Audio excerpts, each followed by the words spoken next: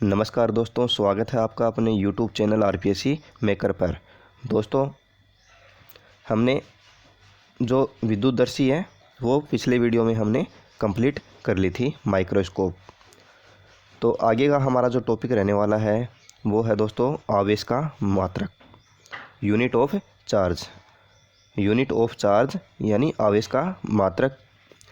दोस्तों, video start करने से पहले आपसे छोटी सी रिक्वेस्ट है, यदि आप हमारे चैनल पे फर्स्ट बार विजिट कर रहे हो तो चैनल को सब्सक्राइब अवश्य करें, साथ ही बेल आइकन को ज़रूर प्रेस करें जिससे आपको हमारी वीडियोज़ की नोटिफिकेशन मिलती रहें। तो दोस्तों, स्टार्ट करते हैं आज का अपना टॉपिक, आवेश का मात्रक। देखो ये देखो, ये हमने सब ने पढ़ा है। आई बराबर क्या होता है, क्यू अपॉन टी। आई यहाँ पर क्या होती है, आई यहाँ पर होती है विद्युत धारा, क्यू यहाँ पर क्या होता है आवेश, और टी यहाँ पर क्या होता है समय। तो जो विद्युत धारा होती है आई, इसकी डेफिनेशन क्या होती है कि आवेशों में प्रवाह की दर को, डेफिनेशन क्या बनती है इसकी, आई बराबर क्यू अपॉन टी, यानी आवेश क्या हो गई क्यू, ठीक है। आवेश प्रवाह हो रहे हैं और इनकी दर क्या हो जाएगी, दर होती है, दर को मापते हैं हमेशा समय में, तो आवेशों के प्रवाह की दर, ठीक है दोस्तों। आवेशों के प्रवाह की दर को क्या बोला जाता है, विद्युत धारा। तो आई का जो फॉर्मूला बनेगा, आई बराबर हो जाएगा क्यू अपॉन टी। फिर देखो यहाँ से जो फॉर्मूला निकलेगा, क्यू क्या होता है आवेश, तो आवेश का फॉर्मूला निकल जाएगा यहाँ से, क्यू बराबर क्या हो जाएगा आई इंटू टी। इसको क्रॉस गुणा करेंगे, क्रॉस मल्टीप्लाई करने से देखो क्यू बराबर क्या होगा, आई से क्या हो जाएगा टी इंटू हो जाएगा, आई इंटू टी हो जाएगा इसका फॉर्मूला। तो ये होता है आवेश का फॉर्मूला। आई बराबर हो जाएगा, क्यू बराबर क्या हो जाएगा, क्यू बराबर हो जाएगा आई इंटू टी, यानी क्या हो जाएगा आवेश बराबर धारा गुणा समय। आवेश हो गया यहाँ पर क्यू, धारा हो गई यहाँ पर आई, समय हो गया यहाँ पर टी। तो ये हमारा फॉर्मूला यहाँ से निकल के आ जाएगा। यहाँ से जो आवेश का मात्रक है इसकी उत्पत्ति होती है कहाँ से, जो धारा का फॉर्मूला होता है, धारा आई बराबर क्यू अपॉन टी। तो देखो दोस्तों, जो धारा होती है इसका मात्रक है ये दोस्तों क्या है, इसका मात्रक है, ये इसका मात्रक दे रखा है। धारा का मात्रक होता है एम्पियर। धारा का मात्रक क्या होता है एम्पियर, क्योंकि जो धारा मापी जाती है वो मापी जाती है एम्पियर में। समय का मात्रक क्या होता है, समय का मात्रक को जो होता है वो होता है सेकंड। धारा का एम्पियर, समय का सेकंड। तो इसका मात्रक पूरा का जो आवेश है, आवेश का मात्रक क्या हो जाएगा पूरे का, आई का हो जाएगा आई का एम्पियर, टी का क्या हो जाएगा सेकंड। तो पूरा मात्रक हो जाएगा एम्पियर सेकंड, या इसको बोला जाता है कूलाम, या कूलाम एक ही बात है। आप एम्पियर सेकंड बोल दो या कूलाम बोल दो, दोनों ही आवेश के ही मात्रक होते हैं, एम्पियर सेकंड या कूलाम। तो दोस्तों, उम्मीद करता हूँ आप आवेश का मात्रक है, इसका जो फॉर्मूला है और इसका मात्रक है ये समझ गए होंगे। अब देखो इसकी जो डेफिनेशन है वो निकल के आती है एक कूलाम की। देखो एक कूलाम की डेफिनेशन कैसे निकलेगी, देखो यदि किसी चालक में 1 एम्पियर की धारा 1 सेकंड तक प्रवाहित हो तो उस चालक से प्रवाहित आवेश 1 कूलाम होता है। यदि कोई चालक है, चालक में हम 1 एम्पियर की धारा प्रवाहित करेंगे तो 1 सेकंड तक प्रवाहित हो, वह धारा कितनी सेकंड तक प्रवाहित हो, 1 सेकंड तक प्रवाहित होनी चाहिए। तो उस चालक से जो प्रवाहित आवेश होगा तो वो कितना होगा 1 कूलाम। देखो कैसे होगा, यहाँ से फॉर्मूला है इसी से आएगा 1 कूलाम। देखो ये फॉर्मूला है, क्यू बराबर आई क्या होती है धारा, तो धारा का मात्रक क्या होता है एम्पियर, क्या होता है एम्पियर। तो धारा यहाँ पर कितनी लेनी है हमें 1 एम्पियर धारा, यदि सेकंड कितना है 1 सेकंड, 1 सेकंड तक प्रवाहित होगी, 1 सेकंड ऐसे है दोस्तों, एस 1 सेकंड तक, क्योंकि जो सेकंड को हम ऐसे डिनोट करते हैं, एम्पियर को हम ए से डिनोट करते हैं। तो क्यू बराबर क्या हो जाएगा 1 एम्पियर और 1 सेकंड, तो इनका आपस में गुणा करेंगे क्या आ जाएगा 1 ही आ जाएगा, क्या आ जाएगा 1। और एम्पियर सेकंड क्या होता है एम्पेयर सेकेंड बोल दो या फिर इसको कुलाम बोल दो, क्या हो जाएगा, क्यू बराबर कितना आ जाएगा 1 कुलाम। तो ये 1 कुलाम की डेफिनेशन निकलेगी यहाँ से, तो ये हो जाएगी इसकी डेफिनेशन। यदि किसी चालक में 1 एम्पियर की धारा 1 सेकेंड तक प्रवाहित हो तो उस चालक से प्रवाहित आवेश 1 कुलाम होगा। ठीक है दोस्तों। फिर है इसकी विमा। विमा कैसे निकालेंगे, इसी फॉर्मूले से निकलेगी। एम्पियर सेकेंड है, किसे, एम्पियर सेकेंड। तो आपको पता है पहले एम एल टी, ठीक है। यदि उसमें धारा भी है तो लगा दो ए, क्योंकि एम्पियर, इसमें एम्पियर है तो एम्पियर की 1 लगा दो। एम्पियर की विमा कितनी हो जाएगी 1। सेकंड है तो सेकंड की भी कितनी हो जाएगी, टी की भी 1, क्योंकि अब टी क्या है यहाँ पर, टाइम। एल है यहाँ पर, एल 0, एम क्या है, एम भी 0 है, ठीक है। तो ये हो जाएगी एम 0, एल 0, टी 1 और ए 1। तो ये इसकी विमा हो जाएगी दोस्तों। एम यहाँ पर होता है द्रव्यमान, ठीक है। एल क्या होता है, एल यहाँ पर होती है लंबाई, टी होता है टाइम, ए होता है एम्पियर। फिर देखो सीजीएस, ये तो जो मात्रक होता है इसका एसआई पद्धति में होता है। एम्पियर सेकंड या कुलाम होता है, ये तो होता है दोस्तों एसआई पद्धति, जो आपकी अंतर्राष्ट्रीय पद्धति है। आपने ये 11th क्लास में पढ़ा होगा दोस्तों, एसआई पद्धति कौन सी होती है। फिर देखो जो सीजीएस पद्धति होती है, सीजीएस पद्धति में क्या होगा, सीजीएस का फुल फॉर्म होता है सेंटीमीटर, ग्राम, सेंटीमीटर, ग्राम और सेकंड, ये होती है सीजीएस पद्धति। इसका मात्रक सीजीएस पद्धति में जो कुलाम है उसका मात्रक क्या होगा, स्टेट कुलाम, क्या हो जाएगा, स्टेट कुलाम। फिर देखो, फिर आगे है आपका आवेश का सबसे छोटा मात्रक क्या होता है। आवेश का सबसे छोटा मात्रक होता है ESU, यानी स्थिर विद्युत इकाई, इलेक्ट्रोस्टैटिक यूनिट, इलेक्ट्रोस्टैटिक यूनिट या फ्रैंकलिन। सबसे छोटा मात्रक होता है कौन, फ्रैंकलिन या स्थिर विद्युत इकाई, electrostatic unit, Franklin F R से इसको डिनोट करते हैं। फिर आवेश का सबसे बड़ा मात्रक क्या हो जाएगा, फैराडे। जो आवेश का सबसे बड़ा मात्रक होता है वो होता है फैराडे। फिर 1 कुलाम बराबर कितना होता है, 1 कुलाम बराबर होता है 3 × 10⁹ ESU, इलेक्ट्रोस्टैटिक यूनिट, ये होता है 1 कुलाम। 1 फैराडे बराबर कितना होता है, 1 फैराडे बराबर होता है 96,500 कुलाम, 96,500 कुलाम। फिर 1 माइक्रो कुलाम बराबर होता है 10⁻⁻6 कुलाम। 1 नैनो कुलाम बराबर होता है 10⁻⁻9 कुलाम। 1 पिको कुलाम बराबर होता है 10⁻12 कुलाम। ठीक है दोस्तों। तो ये जो फैक्ट है ये सभी आपको याद करने हैं, क्योंकि एग्ज़ाम में ऐसे क्वेश्चन सीधा सीधा 1 नंबर का पूछा जाता है। तो आपको ये सभी बातें आपको याद होनी चाहिए दोस्तों। और दोस्तों साथ साथ में आप नोट्स ज़रूर बना लें।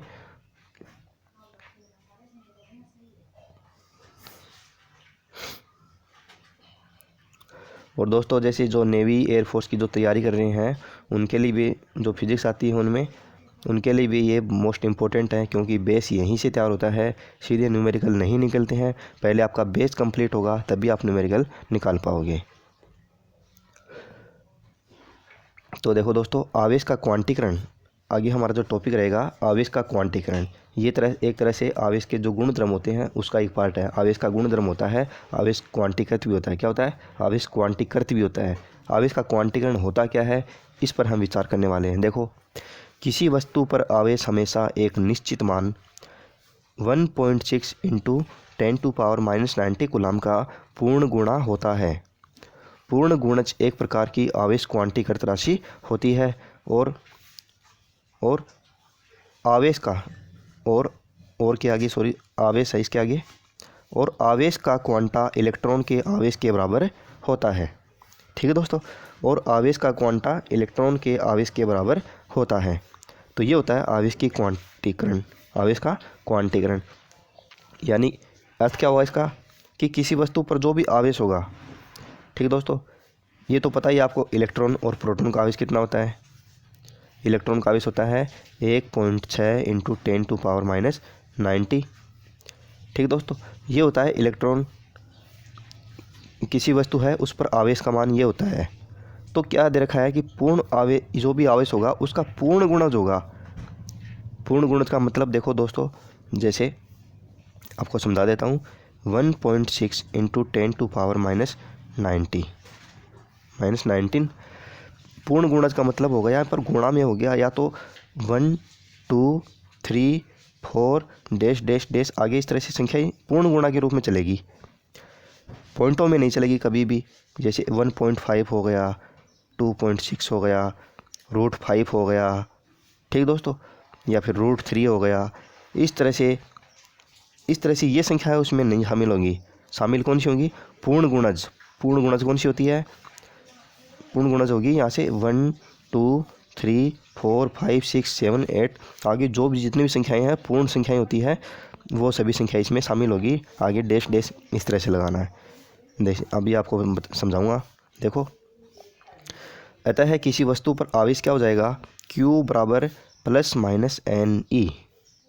ठीक है दोस्तों, तो Q बराबर क्या हो जाएगा? ±NE। E क्या होता है यहाँ पर?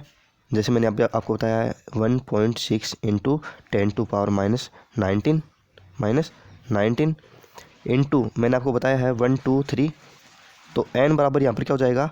n यहाँ पर होती है संख्याएँ। n यहाँ पर संख्या क्या होती है? जो पूर्णांक होते हैं। देखो ये दर्शा रखा है पूर्णांक 1 2 3 4 आगे डैश डैश डैश इस तरह से। ठीक दोस्तों, तो ये यहाँ पर फॉर्मूला बनेगा आवेश का क्वांटीकरण का। n बराबर पूर्णांक है, 1 2 3 4 आगे डैश डैश लगा लेना इसके आगे इस तरह से डैश डैश। इलेक्ट्रॉन का आवेश दोस्तों 1.6 माइनस ये होता है। Q बराबर क्या हो जाएगा? Q बराबर मैंने अभी आपको बताया है। देखो Q बराबर यहाँ पर मान रखेंगे तो n का मान रखेंगे, तो n का मान रखेंगे अगर 1 रखेंगे, n का मान 1 रखेंगे, कितना हो जाएगा? Q बराबर ±1e। इस फॉर्मूले में रखना हमको, इस फॉर्मूले में। ठीक दोस्तों, इस फॉर्मूले में रखो तो Q बराबर n का मान 1 रखो तो 1 इंटू ई आ जाएगा ±1e। एक इलेक्ट्रॉन। n का मान 2 रखोगे तो ±2 इलेक्ट्रॉन, फिर 3 रखोगे ±3 इलेक्ट्रॉन। तो इस प्रकार से आगे बढ़ता रहेगा। तो ये होता है क्या? आवेश का क्वांटीकरण। फिर देखो एक क्वेश्चन दे रखा है, 1 कूलाम आवेश में इलेक्ट्रॉनों की संख्या ज्ञात करो। ठीक दोस्तों, ये अभी आपको बता देता हूँ। देखो दोस्तों, 1 कूलाम आवेश में इलेक्ट्रॉन की संख्या कैसे निकालोगे? इलेक्ट्रॉन की संख्या निकालनी है आपको, तो ये फॉर्मूला लगेगा। n बराबर क्या होती है? संख्या। तो n बराबर यहाँ से फॉर्मूला निकल के आएगा क्या? तो n बराबर हो जाएगा यहाँ पर Q/E। ठीक है दोस्तों, यहाँ से निकलेगा n बराबर क्या हो जाएगा? Q/E। हमें न तो आवेश निकालना है, न इलेक्ट्रॉन की संख्या निकालनी है। सॉरी, न इलेक्ट्रॉन नहीं निकालनी है, इलेक्ट्रॉन की संख्या निकालनी है। ठीक है दोस्तों, क्योंकि इलेक्ट्रॉन का मान तो हमें पता ही होता है, कितना होता है? 1.6। तो E हमें नहीं निकालना है, यहाँ पर निकालना क्या पड़ेगा? n निकालना पड़ेगा दोस्तों। देखो यहाँ से Q तो पूछा नहीं है इसमें कि आवेश कितना होगा, पूछा क्या है इसमें? इस क्वेश्चन पूछा है कि इलेक्ट्रॉन की संख्या ज्ञात करो। तो इलेक्ट्रॉन की संख्या ज्ञात करने के लिए n बराबर हो जाएगा Q/E। तो n बराबर कितना हो जाएगा? Q का मान दे रखा है इसमें, इतना गुलाम 1 गुलाम, तो Q बराबर रखोगे 1 बटे E का मान कितना हो जाएगा? 1.6 इंटू 10⁻⁻19 गुलाम। ठीक दोस्तों, फिर जब इसको आप हल करोगे, देखो हल करके बता देता हूँ आपको। 1.6 इंटू 10⁻⁻19 ऊपर कितना है? ऊपर है बटे में बटे में है, ये तो नीचे वाली संख्या है बटे में, और ऊपर है 1 गुलाम।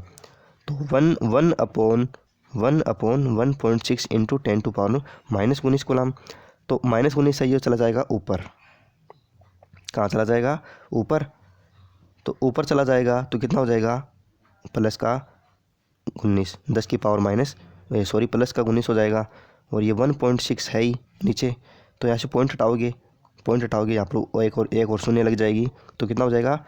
100/16। तो अब 100/16 और सॉरी एक मिनट रुको, देखो 10 की पावर है, 10 की पावर 19 है, इसको मिटाओ फिर गुणा में लगाओ आप 10। यहाँ से पॉइंट हटाओगे तो गुणा में कितना लगाया? 10 की पावर कितनी हो गई? 10 की पावर हो गई यहाँ पर 20। 19 एक 19 ये रही, एक पावर यहाँ पर भी है, तो 10 की पावर कितनी हो गई? 20। तो अब आपके पास ये बन गया 10 की पावर 20 हो गया। तो 20 को हम ऐसे लिख सकते हैं कि 100 इंटू 10 की पावर 18, 10 की पावर 18/16। जब 100 में आप 16 का भाग दोगे तो आ जाएगा आपके पास 6.25 गुणा 10 की पावर 18। तो इस तरह से क्वेश्चन सॉल्व होगा। फिर है देखो आवेश का संरक्षण का नियम। देखो आवेश को न तो नष्ट किया जा सकता है और न ही उत्पन्न किया जा सकता है। अर्थात किसी निकाय के अंदर आवेश, कुल आवेश, धन आवेश एवं ऋण आवेश का योग हमेशा क्या रहता है, नियत रहता है। यह है दोस्तों आवेश का संरक्षण का नियम कि आवेश होता है, आवेश को न तो नष्ट किया जा सकता है और न ही उत्पन्न किया जा सकता है। अर्थात क्या होता है कि आवेश होता है वो केवल स्थानांतरण होता है, एक वस्तु से दूसरे वस्तु तक स्थानांतरण हो सकता है। ठीक दोस्तों, हमने शुरू से पढ़ रखा है कि दो वस्तुओं को हम घर्षण करवाया, प्रेरण द्वारा आवेश हमने उत्पन्न किया। ठीक दोस्तों, तो यहाँ पर क्या हुआ कि जो आवेश होता है वो केवल एक वस्तु से दूसरी वस्तु में ट्रांसफ़र हो रहा है, ट्रांसफ़र ही हो रहा है, एक वस्तु का दूसरे वस्तु में चला जाता है। घर्षण कराते हैं तो भी क्या होता है, घर्षण कराते हैं तो भी एक वस्तु से दूसरे वस्तु में चला जाता है, लेकिन क्या होता है, उत्पन्न कभी नहीं होता है, न ही उसको नष्ट किया जा सकता, नष्ट नहीं कर सकते। क्यों? क्योंकि वहाँ से देखो किसी वस्तु को रगड़ेंगे तो वहाँ से नष्ट नहीं होगा। जिस वस्तु में हम रगड़ेंगे, जिस वस्तु के साथ रगड़ेंगे तो क्या हो जाएगा, वह उसमें ट्रांसफ़र हो जाएगा। तो वस्तु हमेशा क्या होता है, स्थानांतरण हो सकता है, न तो नष्ट हो सकता है न ही उत्पन्न हो सकता है। तो ये होता है आवेश का संरक्षण का नियम। देखो एग्जाम्पल के लिए उदाहरण दिया गया है, जब कांच की छड़ को रेशम से रगड़ा जाता है तो रगड़ने से पूर्व दोनों पर कुल आवेश शून्य रहता है। ठीक है दोस्तों, जब हमने कांच की छड़ ली थी, एक लिया था रेशम का कपड़ा, तो जब इनको रगड़ा था तो रगड़ने से पूर्व क्या होता है कि इन दोनों पर आवेश शून्य होता है, इन दोनों पर कोई आवेश नहीं होता है, दोनों ही कैसे होते हैं, शून्य की अवस्था में होते हैं, नील, कोई आवेश नहीं है। फिर क्या हुआ कि रगड़ने के पश्चात कांच की छड़ धनावेशित, जो कांच की छड़ है वो तो कैसी हो जाती है, धनावेशित, जो रेशम का कपड़ा है वो हो जाता है ऋणावेशित। परंतु क्या है, परंतु कुल आवेश शून्य ही रहता है। ठीक है दोस्तों, समझ रहे हो। देखो यहाँ पर जो प्लस आवेश है, ठीक है दोस्तों, यहाँ पर जो प्लस आवेश है ये चला जाएगा इसमें, तो क्या हो जाएगा, इसमें जो पहले आवेश था ये चला जाएगा इसमें, इन दोनों, इसमें ये देखा है कि परंतु कुल आवेश क्या रहेगा, शून्य। कुल आवेश का मतलब हो गया दो वस्तुओं का टोटल आवेश। इस तरह से ये वस्तु है कौन सी, कांच, जिस पर कौन सा आवेश है, जिस पर पहले है कुछ भी नहीं है, नेगेटिव 0 आवेश है। ये कौन सी है, रेशम का कपड़ा, इस पर भी कौन सा आवेश है, 0 आवेश है। तो पहले हमारे पास यहाँ पर टोटल आवेश कितना था, 0, कितना होता है, 0। अब यहाँ पर देखो कितना आ गया, अब ये वस्तु हो गई प्लस की आवेश यानी धनावेशित, और जो रेशम का कपड़ा है ये हो गया ऋणावेशित। कैसा हो गया, जो कांच की छड़ है वो तो हो गई धनावेशित, जो रेशम का कपड़ा है वो कैसा हो गया, ऋणावेशित। लेकिन इन दोनों का जो टोटल है कुल आवेश कितना होगा, प्लस और माइनस, ये भी आपको दूसरे को क्या कर देंगे, शून्य कर देंगे, उदासीन कर देंगे। प्लस माइनस आवेश हैं, एक दूसरे को उदासीन कर देंगे, तो वास्तव में वो जो टोटल आवेश होगा लास्ट में वो भी कितना होगा, शून्य ही होगा। तो इस तरह से जो आवेश संरक्षण का नियम का यहाँ पर क्या होता है, पालन होता है। फिर है युग्म विलोपन। देखो युग्म विलोपन यहाँ पर भी क्या है, देखो माइनस इलेक्ट्रॉन, ये तो है इलेक्ट्रॉन, ये क्या है, पॉजिट्रॉन। जब इनको आपस में जोड़ा जाता है, ठीक दोस्तों, इनको आपस में मिला दिया जाता है तो क्या होता है, गामा प्लस फोटोन, ये निकलते हैं वहाँ से। ठीक है दोस्तों, गामा प्लस फोटोन। देखो इलेक्ट्रॉन और पॉजिट्रॉन इन दोनों को आपस में जोड़ेंगे तो क्या हो जाएगा, शून्य आवेश हो जाएगा। गामा और फोटोन ये दोस्तों ऐसे आवेश होते हैं जिन पर कोई आवेश नहीं होता, शून्य, तो पहले भी शून्य और अब भी शून्य, तो क्या हो जाएगा, यहाँ पर भी आवेश का संरक्षण नियम लागू होता है, युग्म विलोपन हो गया। ठीक दोस्तों, जो यहाँ पर ये युग्म है इसका विलोपन क्या हो गया, यहाँ पर हो गया। फिर है रेडियो एक्टिव क्षय, यूरेनियम 238 92 इसका परमाणु क्रमांक है, यूरेनियम 238 है इसकी द्रव्यमान संख्या। तो देखो यहाँ पर पहले कितना है, 92। ठीक है दोस्तों, यहाँ पर पहले क्या है, 92, फिर इसका जो विखंडन हुआ उसके बाद देखो इसकी संख्या कितनी हो जाएगी। यहाँ पर पहले 92 है तो बाद में भी कितनी होनी चाहिए, बाद में भी 92 ही होनी चाहिए, तभी हमारा जो आवेश का संरक्षण नियम है लागू होगा। देखो 90 तो ये रहा और 2 ये रहा, तो कितने हो गए 92। अब 238 द्रव्यमान संख्या है तो द्रव्यमान संख्या भी दोस्तों सेम ही होनी चाहिए, पूरी 238 होनी चाहिए, तभी हमारा यहाँ पर आवेश का संरक्षण नियम लागू होगा। देखो यूरेनियम 234 और ये है 4 He4। ठीक दोस्तों, 2He4 ये दोस्तों होता है सूत्र अल्फ़ा कण होता है। ठीक दोस्तों, ये अल्फ़ा, इसको अल्फ़ा कण बोला जाता है, 2He4 को अल्फ़ा कण होता है ये। फिर देखो दोस्तों, फिर है आवेश के गुण धर्म। आवेश के जो गुण होते हैं वो को देखो कौन कौन से होते हैं। फर्स्ट है आवेश अदिश राशि होती है। आवेश कौन सी राशि होती है, अदिश राशि होती है। दोस्तों यहाँ से क्वेश्चन पूछा जाता है कई बार एग्जामों में, नेवी एयरफोर्स के लिए बहुत इंपॉर्टेंट है। जो 12th क्लास है यहाँ पर भी क्वेश्चन पूछा जा सकता है कि आवेश अदिश राशि होती है या सदिश राशि होती है। कैसी होती है, अदिश राशि होती है। अदिश और सदिश तो आपको मालूम होगा कौन सी होती है। सदिश राशि वो होती है जिसमें दिशा के साथ परिमाण की भी आवश्यकता होती है, लेकिन अदिश राशि में ऐसा नहीं होता है। ठीक दोस्तों, आवेश 2 प्रकार के होते हैं, धन आवेश और ऋण आवेश। आवेश संरक्षित राशि है, ये हमने पढ़ा है आवेश का संरक्षण नियम। ये है आवेश संरक्षित राशि, यानी उसको न तो नष्ट किया जा सकता न ही उत्पन्न किया जा सकता।